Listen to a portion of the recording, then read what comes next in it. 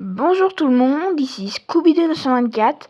Je vais vous lire Chair de poule, un loup-garou dans la maison de Robert Lawrence Stine.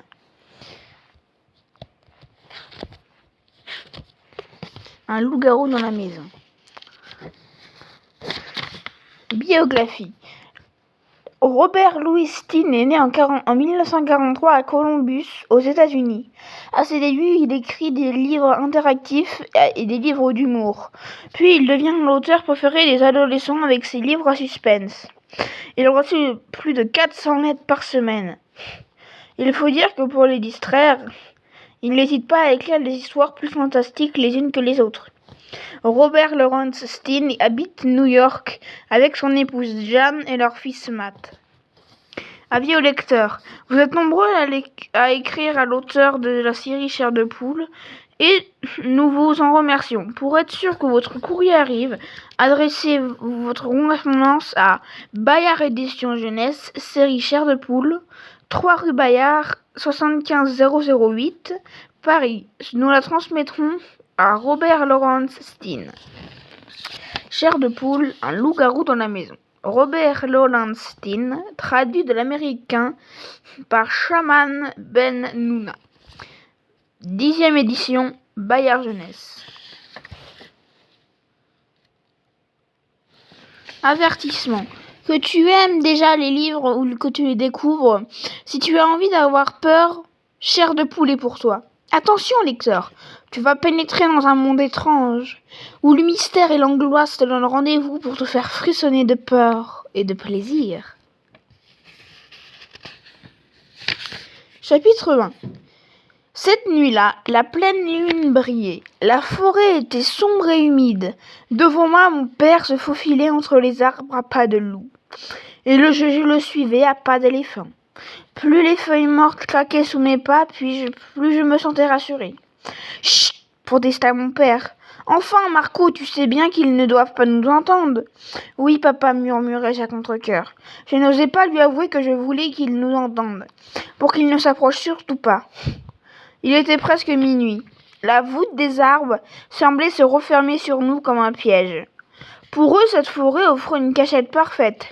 Ils nous guettaient peut-être, prêts à bondir sur nous, prêts à planter leurs crocs à serrer dans notre gorge, à sucer notre sang.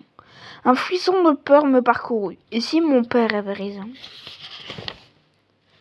Non, c'était impossible. Comme si les loups-garous existaient. Vous y croyez, vous, aux loups-garous? Toute cette histoire est vraie. Parole de Marco Frédus, c'est moi. Mais avant de poursuivre, voici quelques précisions importantes sur ma vie. Enfin, sur la vie que je menais avant. J'ai 11 ans. Si je devais me décrire, ce serait très simple. Je suis rouge, j'ai des taches de rousseur et j'ai les yeux verts. Et je suis plutôt grand et maigre. Franchement très maigre. Même un souffle de vent et hop, tu pourrais t'envoler, me répétait maman pour me taquiner. Maman est morte il y a 2 ans. Je vis avec mon père que j'aime beaucoup. Mais papa est bizarre. Et quand je dis bizarre, je n'exagère pas. Il ne ressemble pas aux autres papas. Il ne s'intéresse pas au foot. Il n'aime ni les sports d'hiver, ni le vélo, ni le bateau. Non. Hiver comme été, printemps comme automne. Il n'a qu'une seule obsession, chasser le loup-garou. Oui, j'ai bien dit le loup-garou. Et dès qu'il y en a l'occasion, mon père part à la chasse dans la forêt. Dans la forêt, bien sûr. La forêt qui se trouve à la lisière de notre ville. Et il cherche, traque, en vain. Il est toujours revenu bredouille. Normal, le loup-garou n'existe pas. Dans notre petite ville, tout le monde est au courant. Mais mes camarades ne se sont jamais moqués de mon père. Si certains ont pensé qu'il est un peu dingue, ils n'en ont pas soufflé mot. Il faut dire que papa est le shérif de la ville. On ne se moque pas du shérif, n'est-ce pas? En plus, papa est très grand et très musclé. Il est respecté, lui. Moi, par contre... Imaginez un peu que ce que mes amis ont pu raconter sur moi. Ah, ils ont bien rigolé. C'est pour ça que je leur ai menti. Quand les vacances d'hiver sont arrivées, j'ai simplement dit que nous partirons rendre visite à ma grand-mère en Floride.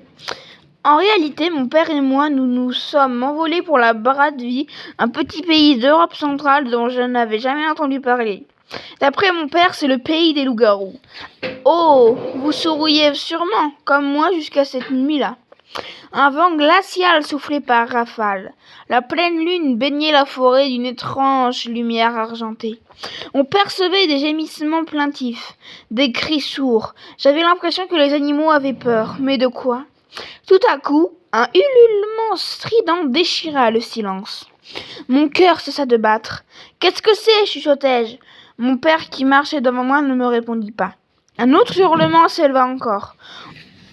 Encore plus terrifiant que le premier. Un hurlement à la mort. Je me figeai pétrifié. Tout ce que mon père m'avait raconté sur les loups-garous me revenait brusquement à la mémoire. Ils apparaissent les nuits de pleine lune. Et cette nuit-là, une grosse lune ronde brillait dans le ciel. Un homme s'en transformait en loup-garou en revêtant une peau de loup ou en buvant de l'eau dans une empreinte laissée par la patte de la créature. Qu'est-ce que papa m'avait dit encore ? Tu peux vaincre un loup-garou si tu connais le nom qu'il portait avant sa métamorphose.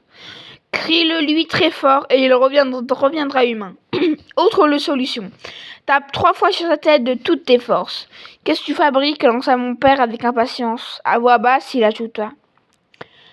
Voyons, Marco, si je reste immobile, tu es une proie facile. N'oublie pas que c'est toi le chasseur. D'accord, j'arrive. Je le rejoignis sur la pointe des pieds. Mon père repartit d'un pas assuré.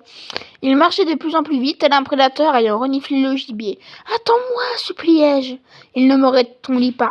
« Papa, il fait trop noir, je ne peux pas te suivre. » Mon père ne ralentit pas. Au contraire, il s'éloigna à grande foulée souple. « Papa, s'il te plaît, pas si vite !» Je me mis à courir, aiguillonné par la peur. « Papa, je ne peux pas te rattraper !» criai-je hors d'haleine. J'avais un point de côté, je ne voyais plus où je me dirigeais. Soudain, je trébuchai sur la racine d'un arbre. L'écorce du tronc m'égratigna le visage et sentis un filet de sang couler sur ma joue. Ignorant la doutole, je me relevai aussitôt et me remis à courir.